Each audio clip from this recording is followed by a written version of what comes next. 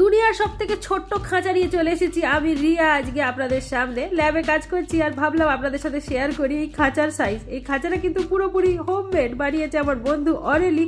সেটার আবার টেকনোলজি আছে, বোতলের ছিপি, তার পিছনে নেটের টুকরো, আর সামনে লাগানো হয়েছে একটা প্লাস্টিকের গোল চাকতি, সেটাকে ক্লিপ দিয়ে বন্ধ করে রাখা হয়েছে। আর ঢোকানো হবে এই যে ইনি, এই যে এই হলো আমাদের সেই জন্তু যেটাকে পুড়ে রাখবো। একে বলা হয় অ্যাফিড। এর আবার 6টা ঠ্যাং আছে, পেটটা মোটা, মুখটা সরু, আর পেটের মধ্যে আছে অসংখ্য বাচ্চা।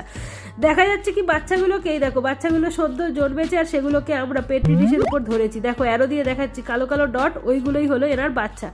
একদিনে এই এতগুলো বাচ্চা তৈরি করেছে এই একা মা। তো এনাকে দেখে চিনতে না পারলেও গাছের মধ্যে দেখো পাতা, ছোট্ট পাতাটার কোনায় কলোনি মতো বানিয়ে আছে। ওই যে ওইরকম ভাবে হয়তো এরম গাছের পোকাকে অনেক আগে দেখে থাকবেন। এই যে মাইক্রোস্কোপের নিচে ছানাকে দেখাচ্ছি আর তারপর মাকে দেখাবো। যদি ভালো লেগে থাকে প্লিজ একটা লাইক করে দিও, শেয়ার করো, টাটা।